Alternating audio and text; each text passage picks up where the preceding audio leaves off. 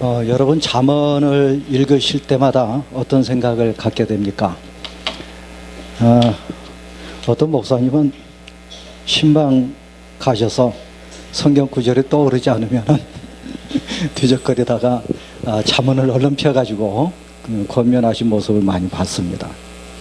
그것도 하나의 방법일지 모르겠어요. 그렇지만 잠언이 그렇게 얄팍한 성경이 아닙니다. 물론 모든 성경이 다 그렇지만 잠언 보면은 격언 같은 그런 구절들로 되어 있지만 잠언의 말씀 깊이 속에 들어가면 깊은 신학적인 의미 그리고 뿐만 아니라 세미한 하나님의 음성을 우리가 잠언을 통해서 들을 수가 있습니다. 먼저 잠언의 구조를 보면은 표제에 따라서 구조를 나눌 수 있거든요. 표제라고 하는 것은 다윗의 아들 솔로몬의 잠언이라 하는 그런 표현이에요. 그 표제가 종종 나오는데 솔로몬의 잠언이라는 말이 10장 1절에도 나오고요. 지혜자의 말씀이라고 하는 그 표제가 22장 17절에 나오는데 거기 또 미스프린트가 있습니다. 항상 여러분 미안합니다. 다 해놓고 완벽하겠다 하고서 보내는데 뒤에 보면 또 발견돼요. 22장 22절이 아니고 22장 17절부터 24장 22절입니다. 24장 22절 있고 24장 23절에 보면 지혜자들의 말씀이라고 하는 말씀이 또 나와요. 그래서 이제 학자들은 이것도 표제어로 간주를 하기도 합니다. 히스기야 신하들이 편집한 솔로몬의 잠언이라 하는 말씀이 25장 1절에 나오고 있습니다. 아굴의 잠언, 르무엘 왕의 잠언 이런 표현들이 있거든요. 르무엘 왕을 가리켜서 솔로몬의 왕이지 않을까 그렇게 추정하는 분들이 있는데 만일에 그렇다라고 한다면 성경 다른 구절에서 르무엘이라고 하는 단어가 나와야 될 것이고 그게 곧바로 솔로몬을 가리킨다라고 하는 표현이 있어야 되는데 전혀 없습니다. 그래서 르무엘이라고 하는 말은 이거는 이스라엘의 그 이름이 아니고 다른 이방 민족의 그 이름 외국의 어기 때문에 아굴이나 르무엘 왕의 잠언이라고 하는 것은 외국 잠언으로 그렇게 간주하기도 합니다. 그러나 이 삶의 자리에 따라서 세 단락으로 나눌 수 있는데요. 삶의 자리라고 하는 얘기는 무슨 말이냐면 1장부터 9장까지 보면은 줄기차게 나오는 호칭이 있어요. 호격이 나와요. 그 호격이 뭐냐면 내 아들아 그런 호격입니다. 내 아들아. 내 아들아 이런 호격은 아버지가 아들에게 하신 말씀이라고 볼 수 있거든요. 그래서 이걸 가리켜서 그 부족 지혜라고 그렇게 말을 하기도 하는데 말하자면 젊은이가 어떻게 하면 잘 살 것인가? 어떻게 살아야 될 것인가? 젊은이가 과연 어떻게 살아야 될 것인가 하는 것에 대한 그런 족장으로서 자기 식솔들에게 전해주는 그런 말씀으로 간주를 한다는 거죠. 근데 재미나는 거 있습니다. 히브리어에서 뭐냐면 아들이라고 하는 말은 이 벤이라고 하는 말인데 이 벤을 복수로 쓸 때는 이게 딸들까지 포함하는 용례가 참 많이 나와요. 그래서 아들들아 이런 표현은 옳지 않고 자녀들아 이렇게 말을 해야 옳습니다. 그래서 표준 세번역에 보면은 이 아들 내 아들아 이렇게 되어 있지 않고 자녀들아 이렇게 번역하고 있는 것을 보게 돼요. 참 이게 성경을 공부한 사람으로서 대단한 거라고 볼 수 있는데요. 첫 시간에 제가 말씀드린 기억이 나는데 성경은 하나님의 말씀인 한에 있어서 문화와 시대를 초월하는 그 의미가 함축되어 있다 이런 말씀을 드린 기억이 납니다. 비록 가부장 시대에 이 성경 구절이 쓰여졌고 족장들에 의해서 자기 식솔들에게 교훈하는 그런 말씀이라 하더라도 이 말씀이 이 시대와 문화를 초월한다고 할 것 같으면 가부장 제도를 초월할 수 있다. 말하자면 딸들까지 포함할 수 있다. 이런 말씀을 드릴 수가 있겠습니다. 그런데 1장 7절에 이 구절이 여호와를 경외하는 것이 지식의 근본이다 이런 말씀이 나옵니다. 이 말씀을 기억해 두시고 10장부터 29장에 보면 이 구절은 이 단락은 격언과 속담들로 되어 있어요. 1장부터 9장까지는 이게 이야기체로 되어 있거든요. 그런데 10장부터 29장까지는 격언식으로 되어 있습니다. 근데 이 10장부터 29장까지의 그 삶의 자리를 학자들은 어떻게 보느냐면은 왕실에서 귀족 자제들에게 교훈한 그런 교재가 아닐까 그렇게 본다는 거죠. 왜 그러냐면은 왕실에서, 특히 이집트 왕실에서는 지혜문학이 굉장히 많이 발달되는데요. 이집트 왕실에서 귀족들 자제들을 관리로 등용시키기 위해서 궁중 학교가 있었습니다. 그래서 그 학교에서 자녀들을 가르치는 교재가 마치 10장부터 29장의 내용과 상당 부분 흡사한 것을 보게 돼요. 그래서 솔로몬이가 그 이집트의 영향을 상당히 많이 받았기 때문에, 그렇기 때문에 성경에는 나타나지 않지만 솔로몬 왕궁에서도 이런 귀족 자제들을 가르치는 학교가 있었지 않았을까 그렇게 추정하기도 합니다. 그 교재로서 10장부터 29장 내용이라는 거죠. 그 다음에 30장부터 31장을 보면 어머니가 자녀들에게 주는 교훈으로 그렇게 돼 있어요.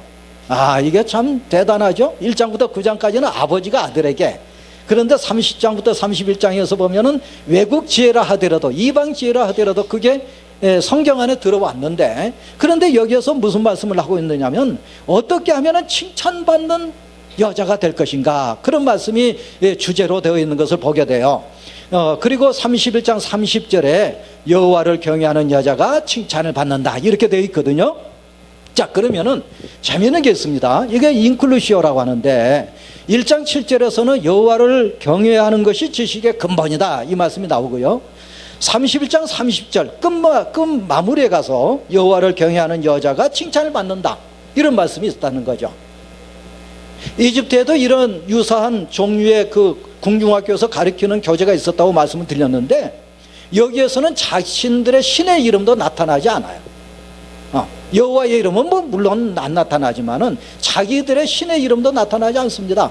그런데 여기에서 첫머리에 여호와를 경외하는 것이 이런 말씀 표현이 나오고, 마지막 부분에 여호와를 경외하는 것이 이게 마무리에 나와요. 그래서 앞에 가로치고 뒤에 가로쳐서 이 안에 들어있는 모든 것은 여호와를 경외하는 것이다 이렇게 신학화했지 않았을까 그렇게 신학자들이 보고 있다는 거죠.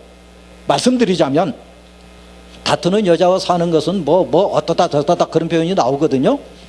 그런 구절과 우리나라 속담과 다른 차이점이 있다고 한다면 괄호로 묶었다는 얘기예요. 잠언의 그 최종 편집자가 누군지는 알지 못하지만 그분은 첫머리와 끝머리에 바로 여호와를 경외하는 것이 지식의 근본, 여호와를 경외하는 것이 칭찬받는 여자 이렇게 괄호를 침으로써 그 안에 들어있는 모든 것은 세속적인 것이 아니라 하나님의 말씀, 하나님을 경외하는 것이라고 하는 것을 엄명하고 있다는 얘기예요. 종종 여호와라고 하는 단어가 또 안에 나타납니다. 나타나는데 예를 든다면 22장 17절부터 24장 22절을 한 단락으로 보는데요. 여기에서 서문이 22장 17절부터 21절까지는 서문이라 하고 22절에 첫 번째 교훈이 나오는데 첫 번째 교훈에서 여호와를 경외하는 것이 이런 말이 나오고요. 마지막 부분에 또 여호와를 경외하는 것이 나와요. 그래서 그 안에 들어있는 것은 여호와를 경외하는 그런 내용이 아니겠는가 그렇게 본다는 거죠. 이것을 가리켜서 잠언 신학자들은 인클루시오 용법이라고 그렇게 말을 하기도 합니다. 그걸 가리켜서 우리말로 한다면은 앞부분과 뒷부분 수미 쌍관법이다 그렇게 말을 하죠. 머리와 꼬리가 하나의 괄호를 쳐서 그 안에 들어있는 것을 함축하고 있다, 포괄하고 있다, 괄호로 치고 있다 그런 말씀입니다. 잠언의 목적은 젊은 남자들이나 특히 왕족이나 관료 자제들을 교육시키는데 사용했지 않았을까 그렇게 보거든요. 자, 그러면 잠언이라고 하는 단어가 나옵니다. 잠언의 목적이 1절부터 15절에 나오는데 거기에 잠언이라고 하는 말은 마샬이라고 하는 말이거든요. 그런데 이 마샬이라고 하는 말이 다스리다 이런 말이 있어요. 다스리다라는 동사입니다. 그러면 이 마샬이라고 하는 말이 명사로 하면은 잠언인데 동사로 하면은 왕이 다스리다 그런 표현이거든요. 말하자면 잠언을 읽으면 자기를 다스린다 이런 얘기예요. 사람이 제일 어려운 게 자기를 다스린 것 같아요. 남은 다스리기 참 잘하는데 자기는 못 다스린 것 같아요. 이건 누구라도 그런 것 같습니다. 그래서 자기를 다스릴 수 있는 사람이라고 한다면 그 사람이 도인이다 이런 말을 할 수 있겠죠. 세상적으로 말을 한다면. 아무튼 잠언을 읽으면 자기를 다스릴 수 있다는 얘기고, 지혜라고 하는 말은 호크마인데 이건 여성명사거든요. 여성명사인데 이 지혜라고 하는 말씀은 전문 지식, 전문 기술, 해안 이런 뜻을 가지고 있습니다. 그래서 지혜를 얻으면 삶의 지혜를 얻을 수 있다, 살아가는데 해안을 얻을 수 있다, 그런 말이 되고요. 훈계라고 하는 말은 스승이나 부모가 야단치는 것을 가리켜요. 요즘 아이들 참 야단 듣는 거 싫어하잖아요. 우리들도 물론 싫어했지만은 무서워서 꼭 참고 그냥 견뎠죠. 근데 요즘은 무서워하지도 않아요, 아이들이. 야단치면은 그냥 고개 들고 그렇지 않습니까? 그런데 이 훈계라고 하는 게 중요하다는 거죠. 잠언에서는 야단을 맞아야 교정할 수 있다는 얘기예요. 사람은 교정할 권리가 있습니다, 누구든지. 이거 굉장히 중요한 말이거든요. 누구든지 실수할 수 있어요. 그러나 교정할 권리도 자기에게 있습니다. 그렇기 때문에 실수했다라고 그래서 자기 자신을 비하한다든지 남으로부터서 다른 사람으로부터서 자존감을 버리게 하는 그런 말을 들을 까닭이 없어요. 교정할 수 있는 권리가 있어요. 그런데 그 교정은 훈계를 통해서 교정이 된다는 얘기예요. 이게 잠언이라고 하는 말씀을 통해서 훈계를 받을 수 있다는 얘기입니다.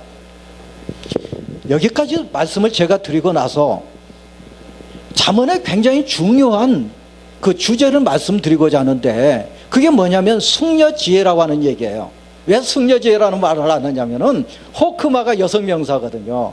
호크마가 여성명사이기 때문에 잠언 신학자들은 숙녀, 지혜라고 하는 말씀, 이 단어 앞에 숙녀라고 하는 단어를 집어넣어요. 그래서 숙녀지혜라고 하는 말로 번역을 합니다, 호크마를. 왜 그런가 보겠습니다. 성경에 보면은 1장 7절에 보면은 미련한 자라는 단어가 나와요. 물론 남자를 가리키겠죠. 도덕적, 종교적으로 결함이 있는 사람을 가리킵니다. 1장 22절에는 어리석은 자라는 말이 나오는데 이거는 푸타임이라고 하는 히브리어예요.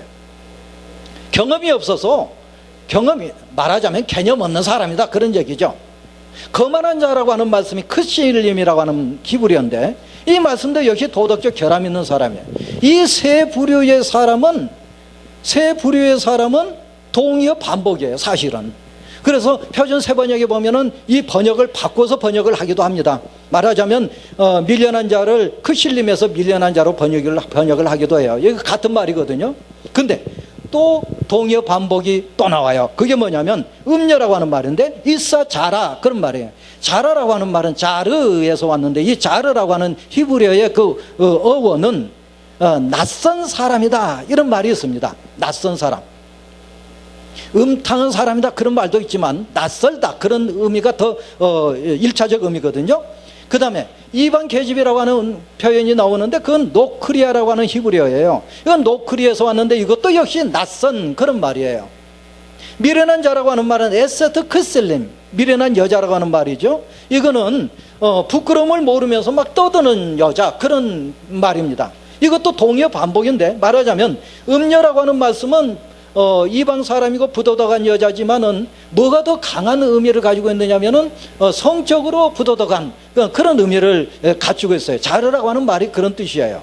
그래서 제가 볼 때에는 지난 시간에 제가 바알 제의를 잠깐 말씀을 드렸는데, 바알 제의를 행하러 갔다 그러면은 성창이 있었어요. 성창이. 예, 성창이 있었는데 거룩한 창이다, 뭐 풀이하자면 그런 말이죠. 신전에서 남자들을 상대로 해주는 여자예요. 또는 이런 사람을 여사제, 그렇게 표현하기도 합니다. 남자 사제와 견주어서. 남자 사제는 여성 참배자들, 여성 헌제자들을 상대해주고, 바알 제사장들이, 여사제들은 남자 헌제자들을 상대해주는 그런 여자예요. 그래서 제가 볼 때는 여기서 음녀라고 하는 말은 이방 제의에 나타나는 성창을 가리키지 않느냐, 그렇게 생각을 하고요.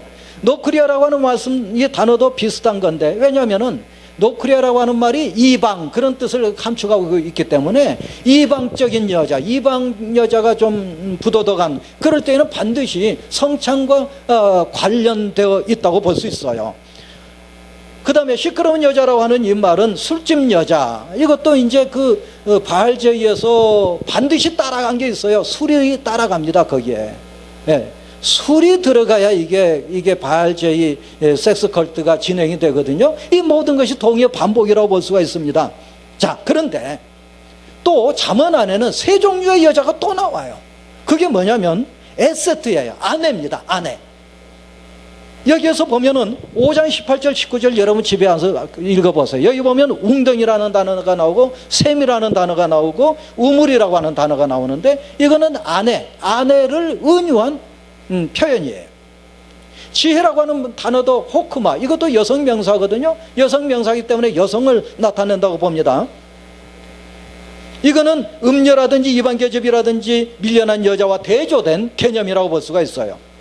여러분 마지막 부분에 보면 현숙한 여자가 나오죠. 이거 세 번째 여자인데, 좀 대단히 죄송합니다만은 물론 이 구절 가지고 그 여신도 헌신예배 설교할 수 있습니다. 못한다는 얘기는 아닌데 좀 바로 알아야 돼요. 뭐냐면은, 자 보세요. 현숙한 아내 했을 때는 에세트 하일이에요. 히브리어에서. 하일이라고 하는 단어는 군사적 용어입니다. 이게 군사적 용어. 굉장히 막강한 파워를 가진 여자, 그런 말이에요. 직역하자면. 그러면 이게 현숙한이라고 하는 단어와 어울릴까요? 제가 볼 때는 전혀 어울리지 않아요. 현숙한이라고 하는 단어는 100년 전에 구약을 번역할 때, 최초 번역할 때에 조선시대의 어떤 사상이 영향받지 않았을까, 그렇게 생각을 해요. 그래서 딸라면 정숙, 딸라면 현숙, 이런 이름이 많이 있잖아요. 현숙해라, 정숙해라. 그 단어가 좋은 단어 같지만은 사실 올가면은 올감이에요, 이게.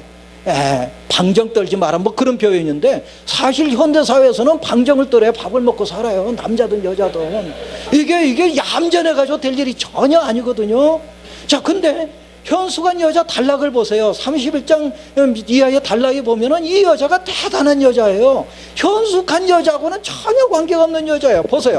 어떤 여자냐면은 의식주 문제를 다 해결해요. 이 여자가.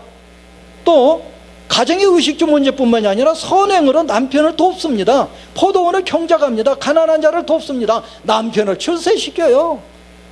어떻게 현숙하고 정숙해가지고 남편을 출세시키겠어요? 그럴 수 없어요. 또 무역까지 합니다. 무역도 하고 입만 열면은 지혜와 교훈이 막 쏟아져요. 그런데 입닥치고 있는 현숙이라고 하는 단어는 어울리지가 않죠. 이게 슈퍼우먼이에요. 제가 볼 때 이 단어는 슈퍼우먼을 가리켜요. 굉장한 단어입니다. 군사용어거든요. 하이레라고 하는 말은 군대를 가리켜요. 그래서 강력한 힘을 가진, 파워를 가진 그런 여자라고 하는 말인데, 그렇다고 한다면 현대적인 의미로 번역한다면 이게 슈퍼우먼 아니고서는 번역이 될 수 없어요. 현숙한이라는 말은 전혀 어울리지 않습니다. 이거는 바꿔야 돼요. 현숙한 여자가 아닙니다. 정숙한 여자도 아니고요.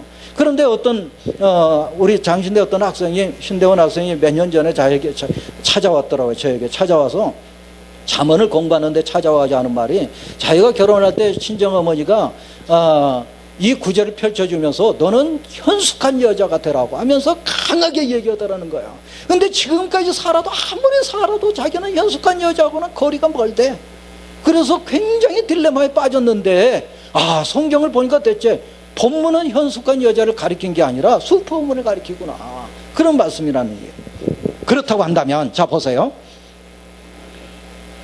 슈퍼우먼을 말을 하기 위해서 이 구절이 나왔을까요? 아니에요. 잠언의 주제는 지혜입니다. 지혜. 말하자면 호쿠마를 얻으면 에세트 하일을 데리고 사는 남자처럼 만사가 형통하게 된다, 그런 말씀이에요. 슈퍼우먼을 데리고 사는 남자처럼, 여기 뒤에 보면은 현숙한 여자 이 단락에 보면은 남자가 뭐예요? 아무것도 안 해요. 안 합니다. 회관에 가서 그냥 앉아서 멍청하게 놀기만 하는 약간 좀 덜덜해진 남자거든요. 그렇다 하더라도 현숙한 여자를 얻어서 살면 만사가 형통한다, 그 얘기거든요. 지혜를 얻으면, 여기서 현숙한 여자 이꼬르 호크마예요. 아내 이꼬르 호크마 이꼬르 현숙한 여자입니다. 그 반대 개념이 음녀 또는 이방계집 또는 밀려난 여자예요. 그렇기 때문에 성경의 주제는 호크마고, 성경의 주제는 호크마가 아내로 은유되어 있고, 또는 현숙한 여자, 에스터 하일, 우리말로 제 성경에 나와 있는 대로 하자면은 현숙한 여자로 그렇게 은유되어 있는데, 이거는 지혜를 가리키는 말이지 세상에서 살 때 현숙한 여자, 뭐 조선시대 때 그런 여자를 나타내지 않아요. 아무리 성경 봐도 성경 내용조차도 조선시대 현숙한 여자를 가리키는 내용이 아닙니다. 현대적인 의미에서 슈퍼우먼을 가리켜요. 자, 그런데 이 호크마라고 하는 것이 그러면 과연 뭘까? 이거예요. 호크마라고 하는 이 지혜라고 하는 것이 뭐냐면 8장 22절에 여호와께서 나를 가지셨다 이런 말씀이 있어요. 가지셨다. 이건 히브리어로 까나니 이런 말인데, 까나니라는 말은 소유하다, 얻다라고 하는 말도 있지만은 RSV 성경에서는 창조하다라고 번역이 되어 있어요.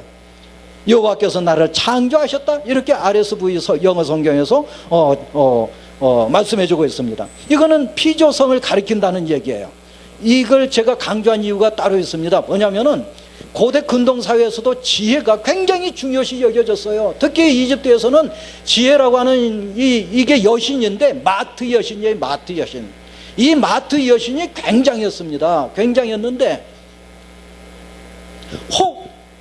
잠언서를 읽은 사람이 지혜를, 호크마를 여신으로 간주해서는 안 된다는 얘기예요.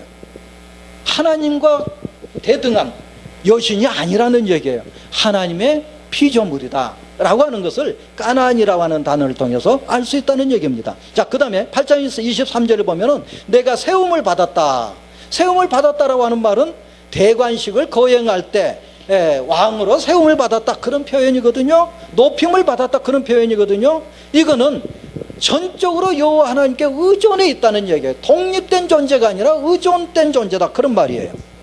8장 30절에 보면은 내가 창조자가 되었다. 이 말은 좀 오해하기 쉽죠. 여호와 하나님만이 창조자인데, 아몬이라고 하는 단어인데 옛날 개역 성경에서는 명공으로 번역이 되어 있습니다. 명공, 기능공이라는 얘기예요. 기능공, 엔지니어라는 얘기예요. 이건 무슨 말이냐면은 하나님께서 창조하실 때에 지혜를 통해서 창조하셨다는 얘기거든요. 지혜가 마치 기능공인 것처럼 하나님의 도구로서, 창조의 도구로서 쓰임받았다 그런 얘기입니다. 결론적으로 얘기하자면 지혜는 피조물이지만 독립된 신적 존재가 아니라 하나님의 속성이다. 지혜라고 하는 하나님의 속성이다라고 하는 얘기예요. 한 가지만 덧붙여서 말씀을 드리면 로고스라고 하는, 요한복음에 나오는 로고스, 나는 말씀이다. 예수 그리스도를 로고스라고 그러죠. 말씀이라고 그러죠. 로고스는 남성 명사거든요.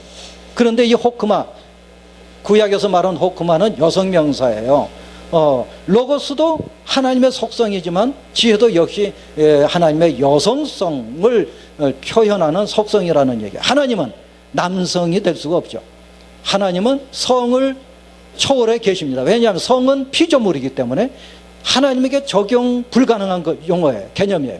그래서 하나님은 성을 초월해 계시지만은 하나님의 속성이 때로는 지혜, 호크마, 말하자면 여성성으로 나타나기도 하고 때로는 로고스, 남성성으로 나타나기도 하는데 그 남성성의 대표적인 것이 바로 그리스도라고 할 수가 있겠고, 여성성의 대표적인 것이 푸뉴마, 헬라어로 하면 푸뉴마, 히브리어로 하면은 호크마죠. 지혜라고 볼 수가 있어요. 이건 굉장한 신학적인 깊이가 여기에 담겨져 있는 것을 보게 됩니다. 잠언 신학을 말씀을 드리면 여호와를 경외하는 것이 중요하다는 겁니다. 그 다음에 중요한 거는 인간의 한계성이에요. 인간은 한계가 있다는 얘기예요. 그렇기 때문에 인간의 삶과 역사를 이끌어 가시는 여호와 하나님, 그 하나님을 범사에 인정해야 된다는 거죠. 범사에 인정하지 아니하면 안 된다는 얘기입니다. 그 다음에 이 지혜는 의인화됐다는 얘기예요. 하나님의 속성이지만 이게 의인화돼 가지고 마치 인격적인 존재처럼 그렇게 기술되어 있다는 얘기예요. 그래서 이제 이걸 가리켜서 숙려지혜다 그렇게 번역을 하고 있다는 겁니다. 또는 이 숙려지혜의 선제성을 얘기하고 있다. 숙려지혜라고 하는 말씀이 창조 이전에, 우주 만물 창조 이전에 하나님의 속성으로 존재했다는 얘기죠. 다음에 잠언신학의 네 번째는 공동체 평화와 안녕을 지향하고 있다는 얘기예요. 의로운 자의 이웃관계, 악인에 대한 가르침, 가난한 자들을 위한 가르침, 이런 내용들은 공동체의 평화와 안녕을 위한 가르침이라고 볼 수 있겠습니다. 자, 전도서로 넘어가 보면 전도서의 구조는 상당히 재밌게 되어 있어요. 뭐냐면 1장 1절부터 11절까지는 1인칭 서술로 되어 있습니다. 전도자라고 하는 이 말이 3인칭 서술로 되어 있습니다. 3인칭 서술. 그 다음에 12장 9절부터 14절은 이게 또 3인칭으로 되어 있습니다. 그런데 그 가운데 1장 12절부터 12장 8절까지는 나 전도자는 이렇게 1인칭으로 전도자가 서술이 되어 있어요. 이건 뭘 얘기할까요? 전도자가 화자로 등장하는 가운데 토막은 전도자의 말이고, 전도자가 3인칭으로 기술된 서문과 발문은 이거는 전도자의 말을 최종 문서화한 그런 제자지 않겠느냐, 이런 추정이 가능하게 합니다. 근데 이 전도자라고 하는 말이 어떤 말일까요? 전도사 혹은 복음 전도자, 그런 말은 아니에요. 이게 전도자라고 하는 말도 이게 번역이 좀 애매하게 된 표현이에요. 이 전도자의 히브리어는 코엘렛을 가리키는데, 코엘렛의 어원은 카할, 모으다, 그런 말이에요. 모으다는 분사 형태가 바로 코엘렛입니다. 코엘렛은 한마디로 말을 하면 설교자예요, 설교자. 그래서 전통적으로 코엘렛을 솔로몬으로 그렇게 간주하기도 합니다. 그렇다고 하면 솔로몬의 설교 1장 12절부터 12장 8절까지 이 솔로몬의 설교를 솔로몬의 제자가 서문과 발문을 놓고서 책으로 만들었지 않았는가, 이렇게 본다는 얘기죠. 문제는 유대인 시인 하이네라고 하는 시인이 있어서, 이 하이네 시인이 뭐라고 얘기했느냐면, 전도서는 굉장히 회의주의적인 책이다, 염세주의적 책이다, 이렇게 말을 했어요. 그런데 주석가였던 델리치는 이게 상당히 19세기 사람입니다, 델리치가. 그런데 이 델리치는 뭐라고 얘기하고 있느냐면, 대단히 경건한 책이다, 이렇게 말을 했어요. 상당히 대조적이잖아요. 자, 그러면 왜 이런 대조적인 표현이 나올까? 일단 염세주의자의 책이라거나 아니면은 회의주의자의 책이라는 그런 표현은 1장 앞에 1장 1절 2절에 따라서 그런 말을 합니다. 헛되고 헛되니 헛되고 헛되도다, 이 표현 때문에 그런 말을 하거든요. 근데 헛되다는 말은 헤벨이라고 하는 말이에요, 히브리어. 헤벨이라고 하는 말은 창세기 가인과 아벨 이야기 가운데서 아벨을 가리키는 단어예요. 이 단어가 자음과 모음이 똑같습니다. 아벨이라고, 헤벨, 아벨, 이렇게 우리말로는 헤벨을 아벨로 이렇게 표기하고 있지만 헤벨이라는 말이에요. 근데 이 헤벨이라고 하는 말은 기본 의미가 숨이라는 얘기거든요. 숨은 실체가 안 보이잖아요. 공허하다는 얘기예요. 그래서 헤벨이라고 하는 말을 헛되다, 이렇게 번역을 하고 있다는 거죠.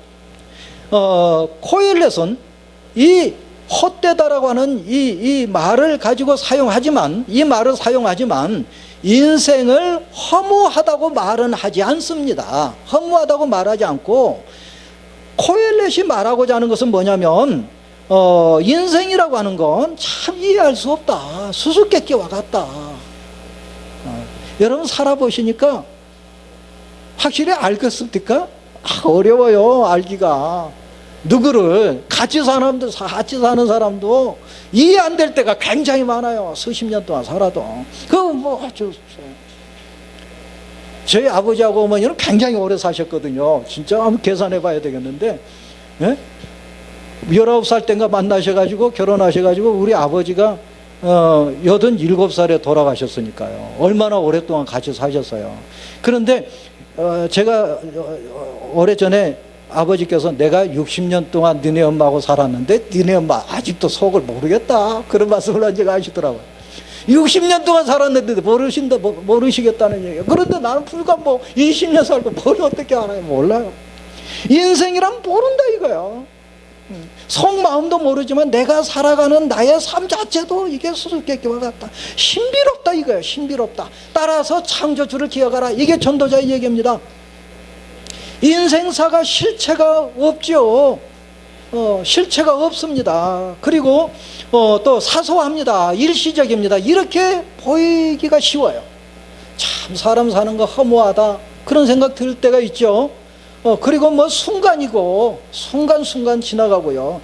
그러나 여기에서 코엘렛이 말하고자 하는 것은 실체가 없고 일시적이고 사사하다는 것을 얘기하자는 것이 아니라 부조리하다는 얘기예요. 부조리하다. 부조리하다. 그걸 얘기하는 거예요. 왜냐하면 일에 대한 대가, 수고에 대한 대가가 없다 이거죠. 응? 하나님의 판단 기준, 하나님의 공의로우신 하나님의 판단 기준도 알 수가 없다. 저 인간은 좀 하나님께서 매를 때리셨으면 좋겠는데 잘 된 것 같아요. 도대체 하나님의 공의로우신 판단 기준은 어디 있느냐 이거거든요. 이게 바로 코엘렛의 문제의식이었어요. 그렇지만 코엘렛의 얘기는 거기서 끝나지 않고 인생이 마치 숨과 같이 손에 잡히지 않고 쉽게 사라지는 것처럼 보이지만 숨이라고 하는 것은 우리가 살아가는데 절대적으로 필요하잖아요. 마찬가지로 인생이라고 하는 이것은 절대적으로 필요한 거다. 우리가 허무한 것처럼 느껴지고 손에 잡히지도 않고 실제가 없는 것처럼 보이지만 이게 이 숨이라고 하는 것이 생명을 위해서 굉장히 중요한 것처럼 우리 생명은 그만큼 존귀하다고 하는 것을 코엘렛은 얘기하고자 하는 거예요. 다음에 코엘렛이 두 번째로 얘기하고자 하는 것은 유익이 없다 그런 말을 하고 있죠. 유익, 이트로론이라고 하는 얘기인데 이건 남는 것을 가리킵니다. 히브리어로 마진을 말을 해요. 물건을 사가지고 팔 때 남은 그런 마진을 얘기할 때 이트론, 상업적 용어거든요. 이게 인생은 숨처럼 짧아요. 그 짧은 인생의 수고하고 얻은 대가가 도대체 무엇이냐. 그 대가가 실체가 없다, 손에 잡히지 않는다, 그런 얘기예요.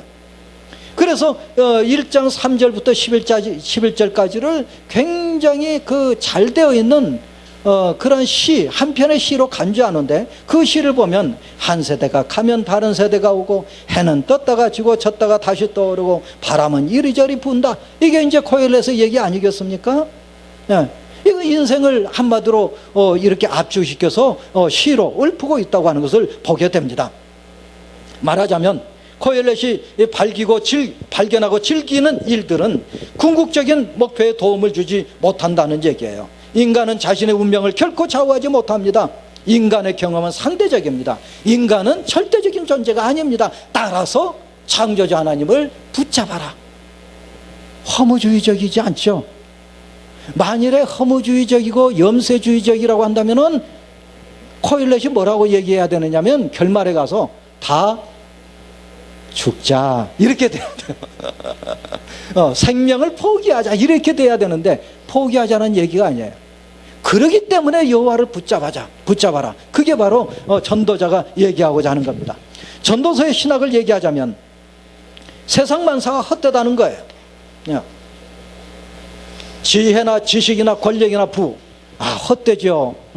이건 어느 나라보다도 우리나라에서도 볼 수 있지만은 요즘 가다피라고 하는 그 사람 보면 정말 어떻게 그 사람이 그렇게 됐을까?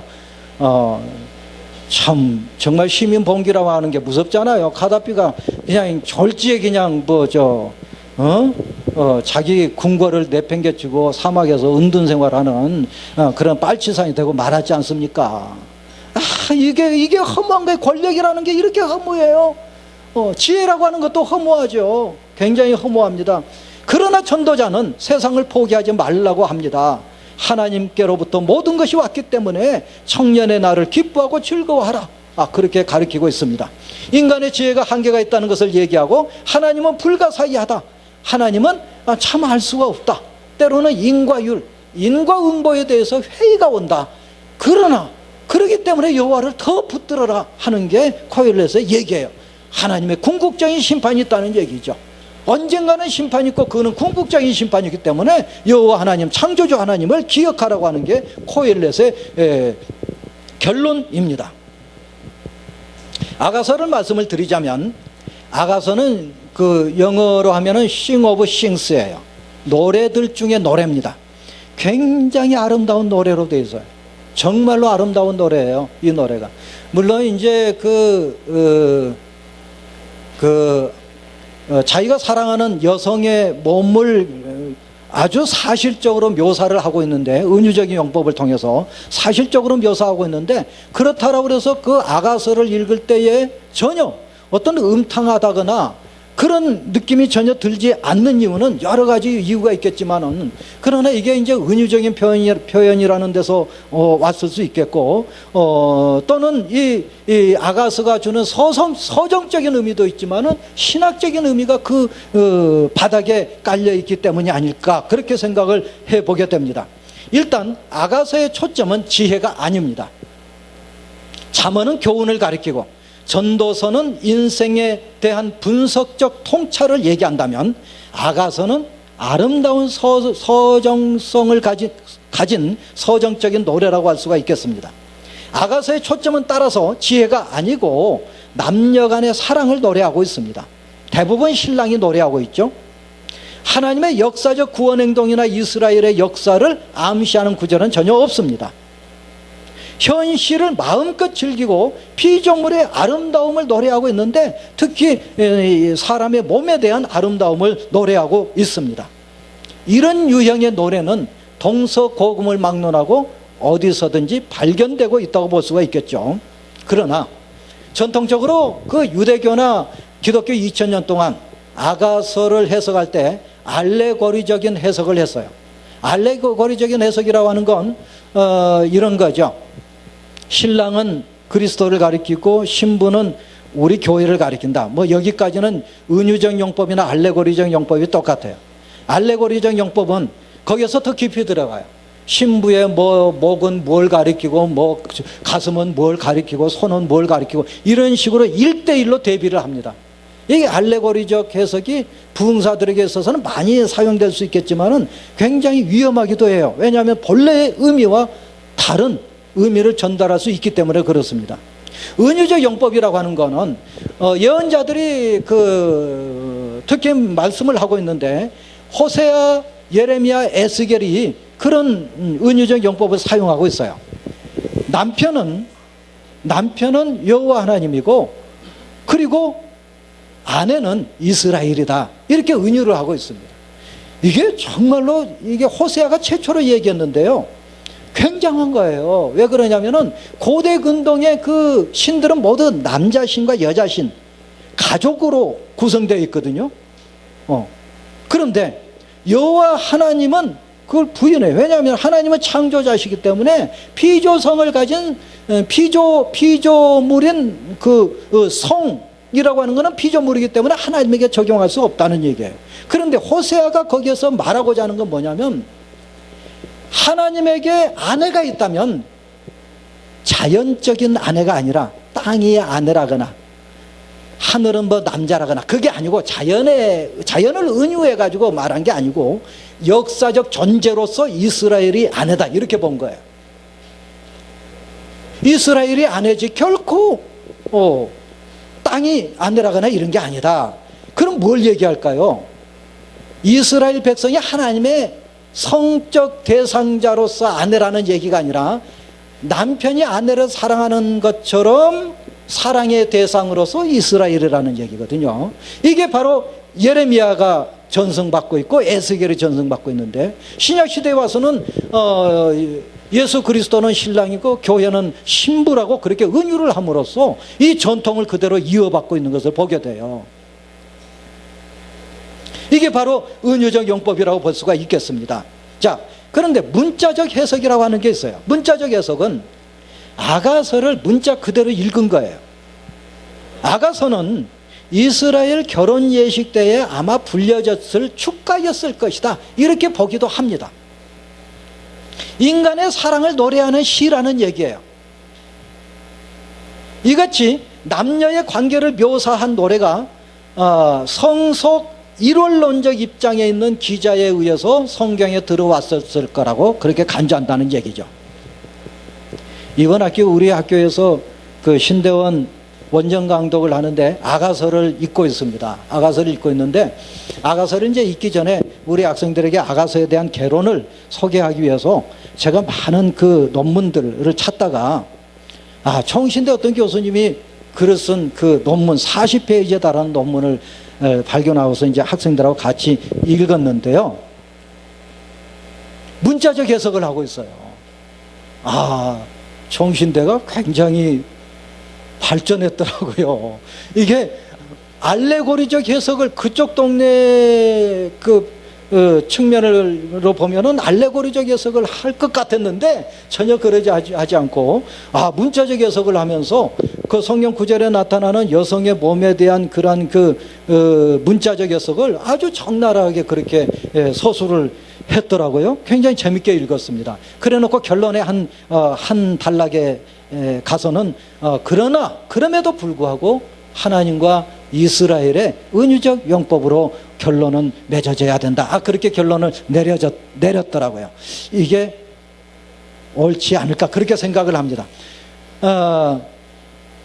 네 번째는 어떤 접근 방법이 있느냐면 종교사적 접근 방법이 있는데 이거는 제가 여러분에게 말씀을 드리지 않을까 하다가 그래도 상식적으로 아신 것도 괜찮겠다 싶어서 말씀드린 거예요. 이건 뭐냐면은 가나안 섹스 컬트에서 그 노래가 아가서 노래가 그런 가나안의 종교 의식에서 섹스 컬트 의식에서 유래됐다고 본 거예요. 이거는 근거가 전혀 없습니다.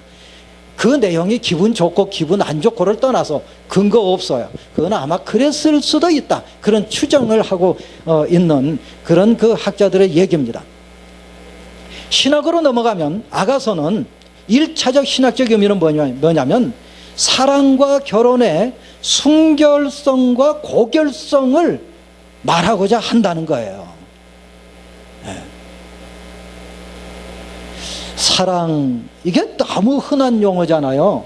그러면서도 굉장히 중요한 용어이기도 합니다. 우리가 살아가는 데 있어서 굉장히 중요한 용어. 그래서 고린도서에서도 보면 바울이 믿음, 소망, 사랑 가운데 사랑이 제일이다 그렇게 얘기하고 있는데 우리가 지금 세상 살아가면서 부딪히는 사랑의 개념은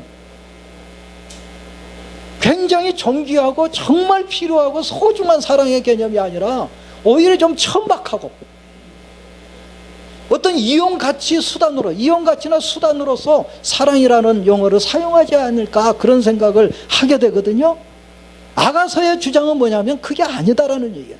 아가서는 사랑과 결혼의 순결함과 고결함을 말하고 있다는 겁니다.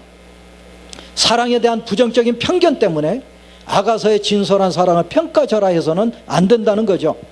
남녀 사랑이나 육체의 아름다움, 결혼의 즐거움은 하나님의 선물이라는 얘기예요. 이게 하나님의 선물이에요. 이걸 오남용 되면 문제가 되겠죠. 네. 그런데 아가서는 여기에 머물지 않고 하나님과 이스라엘, 그리스도와 교회를 은유하는 데까지 나가고 있다는 점, 이걸 우리가 알아야 되겠습니다. 부부 은유로서 하나님과 이스라엘을 호세아나 예레미야나 에스겔이 말을 하고 있고, 신랑 신부 은유로서 교회와 그리스도와 교회와의 관계를 마태, 누가, 요한계시록에서 언급하고 있습니다. 그래서 아가서는 단순하게 인간의 사랑을 노래한다거나 아니면 알레고리적 해석으로서 하나님과 이스라엘의 관계만을 얘기하는 것이 아니라 인간 사랑의 순결함과 또는 고결함, 결혼의 고결함, 이런 것들을 나타내 줄 뿐만이 아니라 더 나아가서 하나님과 이스라엘의 관계, 그리스도와 교회의 관계를 서술하고 있다, 이렇게 보면 좋을 것 같습니다. 여러분 아가서를 한번 읽어보시기 바랍니다. 우리 개역 성경으로 읽으면 좀 와닿지가 않죠. 공동번역이라든지 표준세 번역으로 읽으면 굉장히 적나라하게 시구로서 서술되어 있는 것을 보게 돼요. 그 가운데서 신랑이 신부를 바라보면서 좋아하고, 그리고 신부를 바라보면서 노래하는 그 노랫말이 그리스도가 나를 보시면서 그 노랫말로서 노래한다고 생각을 한다면 어떨까요? 우리 입장에서 본다면 황곡무지로소이다. 그렇지만 정말 은혜롭죠. 그렇죠? 그거 이상 은혜로운 게 없잖아요. 솔로몬이 슐람미 여인을 바라보고 찬양하는 것처럼 그리스도가 우리 교회를 보고 제일교회를 보시면서 찬양하신다고 한다면 그것처럼 아름다운 노래가 없을 거라고 그렇게 생각을 합니다. 잠언 아이들에게 많이 읽혀주시기 바랍니다. 어떤 집에서는 매주 매일 잠언 1장 읽도가면 한 달이면 읽더라고요. 31장이니까 잠언을 많이 읽으면 성숙한 그리스도인이 될 수 있습니다. 기도하시겠습니다. 은혜로우시고 자비로우신 아버지 하나님 감사합니다. 성경에 나타난 지혜 문학 그 가운데서 잠언과 전도서 그리고 아가서를 오늘 잠시 묵상했습니다. 은혜로우신 아버지 하나님, 이 세상을 살아가기가 참 어렵습니다. 많은 사람들이 퍽퍽하다고 합니다. 힘들다고 합니다. 절망하기도 합니다. 그러나 주님, 잠언과 전도서와 아가서를 읽으면서 새로운 힘을 얻게 하여 주시고 새 희망을 갖는 우리 모든 성도들 그리고 이 나라 백성들이 될 수 있도록 축복하여 주시옵소서. 예수님 이름으로 기도하옵나이다. 아멘.